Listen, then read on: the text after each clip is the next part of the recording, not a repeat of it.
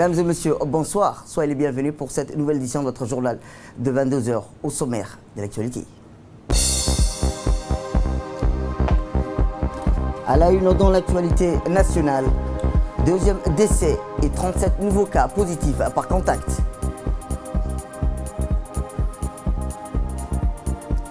Et dans l'actualité internationale, plus de 100 000 morts dans le monde.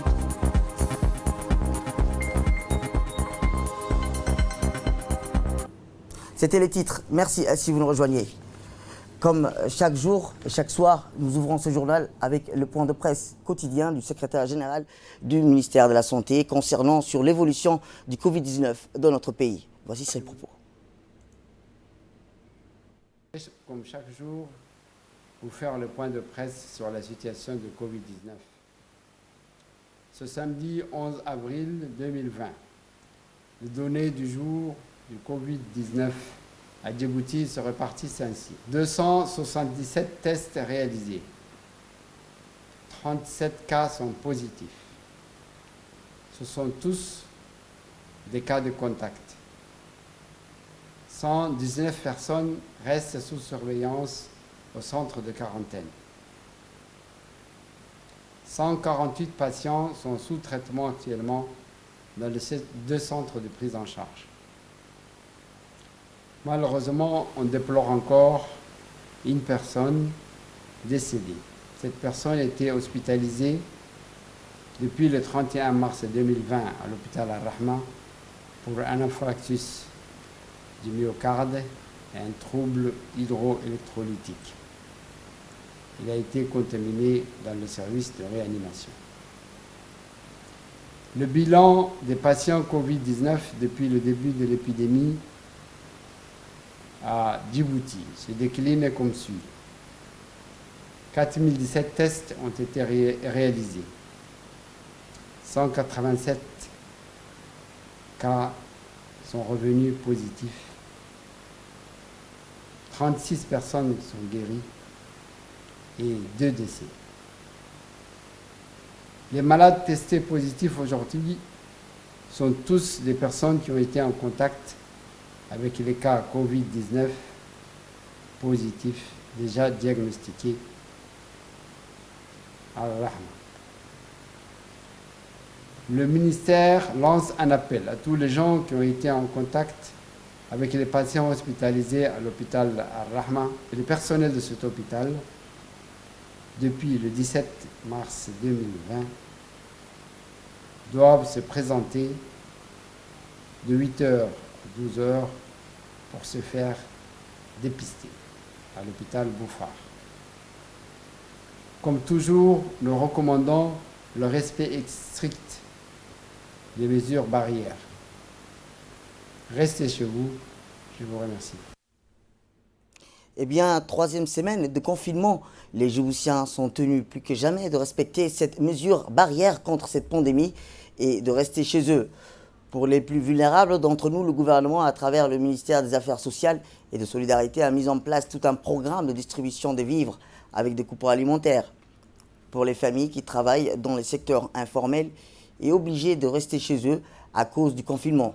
Ces personnes qui sont soit des chauffeurs de bus ou vendeurs ambulants, ont tout simplement travailleurs journaliers, ont reçu des vivres et denrées alimentaires par le ministère des Affaires sociales et de la Solidarité durant cette période de confinement. maaragtay basaskii maadaama ay joogsadeen xanuunada darteed ay u joogsadeen deeqdii maaragtay dadkii loo qaybinayay maaragtay raashin ahaa soo gaadhay horta ilaahay baan ku mahadinaynaa alxamdulillaah rabbil caalamiin iyaalena insha allah kuwa kale maaragtay walaalihiina aan gaadhina ay soo gaadho yaan rajeynayaa insha allah hadduu ilaahay yidhaahdo dee waa taa dhibaata adduunyada ka dhacday kolkay dhibaata adduunyada ka dhacday dawladdu waa ta qaraar soo jeedisay waa ta tidhi caafimaad daraaddii aqaladiina fadhiya kolkaa wax aan ka shaqaynay muruqmaal baan ahaa madaraqadaan sitay daraqadii dharaartii bay dee fadhiisatay aqalkiiba weli dee ku jirna ta kale annagoo dawladadu mahadsan tahay dadkuna mahadsiyayo caafimaadka iyaga daraaddii laga hadlayo annagoo ka raalliya aqalkii baan ku jirnaa deeqdii u horraysay ee xayaabley la siiyeyna wayna soo gaadhay annagu waxaan nahay kashbeedii xayaabley 25 sano kashbeeyahay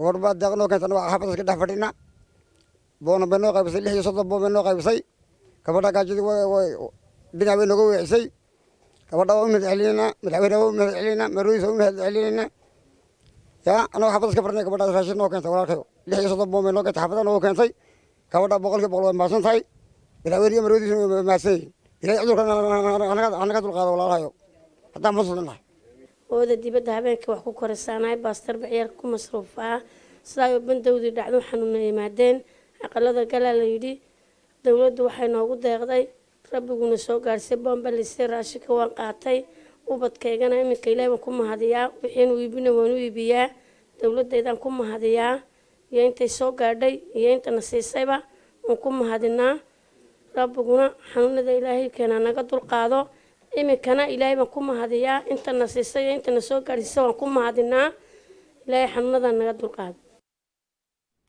Eh bien, le confinement à Djibouti est une réalité, puisque depuis le lancement de cette troisième semaine, les Djiboutiens restent chez eux et la circulation en ville est régulée par les forces de défense et de sécurité.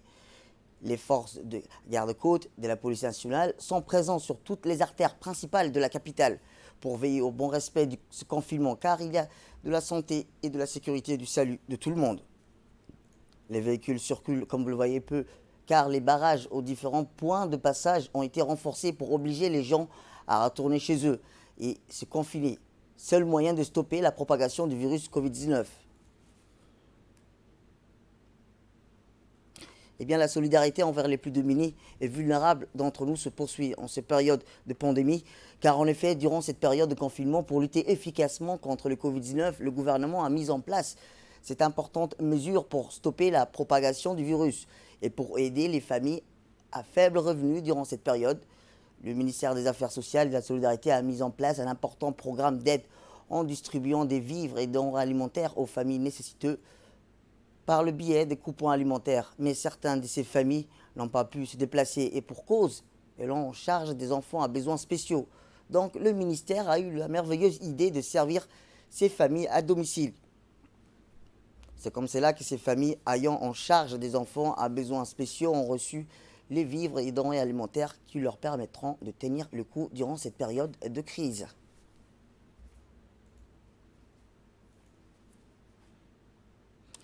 Ali Sabié, direction Ali Sabié, où s'est tenue hier, à l'instar de la capitale et les régions de l'intérieur, une grande journée de lecture du Saint-Coran et invocation pour éloigner le Covid-19. Cette grande journée de Coran et d'invocation pour se remettre à Allah, à demander sa miséricorde et sa protection contre la pandémie du Covid-19 qui se propage à l'échelle planétaire, a été initiée par le ministre des Affaires musulmanes, de la Culture et des Biens Warf, M. Moumin Hassan Barre, le préfet de la région, Moussa Adam Miguel, le vice-président du conseil régional, Nour Saïd Geldon, ont pris part à cet événement important.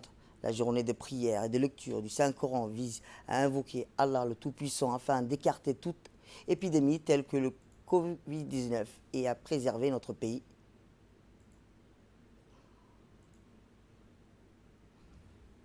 ربنا لا تؤاخذنا إن نسينا وأخطأنا ربنا ولا تحمل علينا إصرا كما عملته على الذين من قبلنا ربنا ولا تحملنا ما لا طاقة لنا به اللهم أعطنا خير الدارين واكفنا شر الدارين اللهم أعطنا خير الدارين واكفنا شر الدارين اللهم أعطنا خير الدارين واكفنا شر الدارين إله نقبل إله يوم أقبل إله يوم أقبل إله يوم أقبل.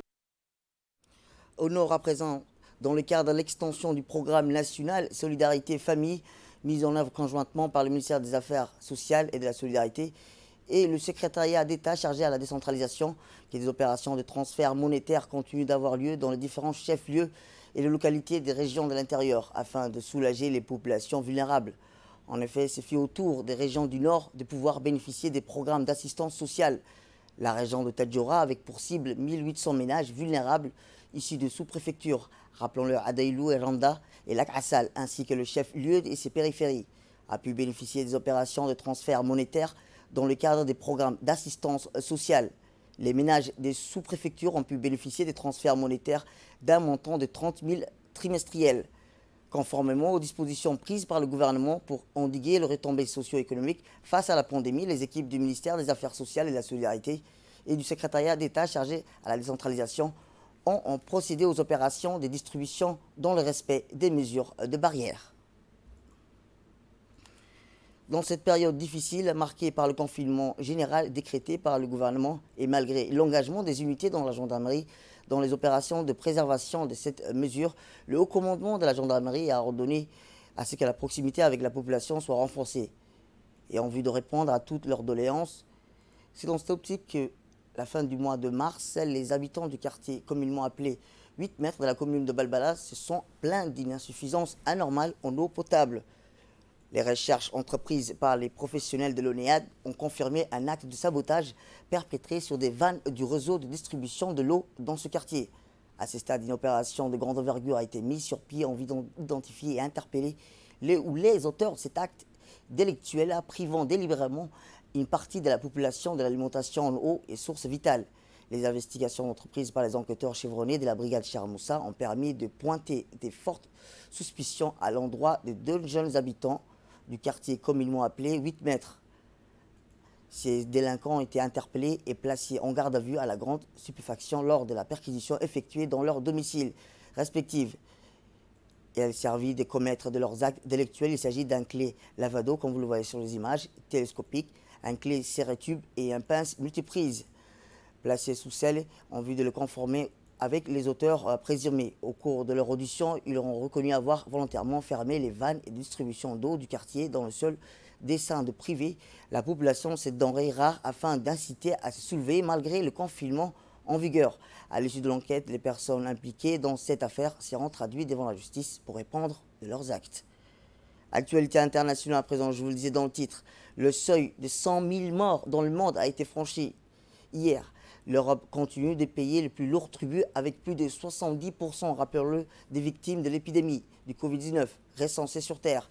Au total, 100 661 décès ont été enregistrés, dont 70 000 en Europe, l'Italie et le pays au monde ayant comptabilisé plus de morts, avec 18 000 devant les États-Unis, qui arrivent à 17 000, l'Espagne à 15 000 et la France 13 000. Le Royaume-Uni a enregistré lors de ces derniers 24 heures 980 décès supplémentaires de patients malades du Covid-19, un nouveau record qui porte le bilan total à 8 958 morts, a annoncé ce vendredi le ministre de la Santé, Matt Hancock.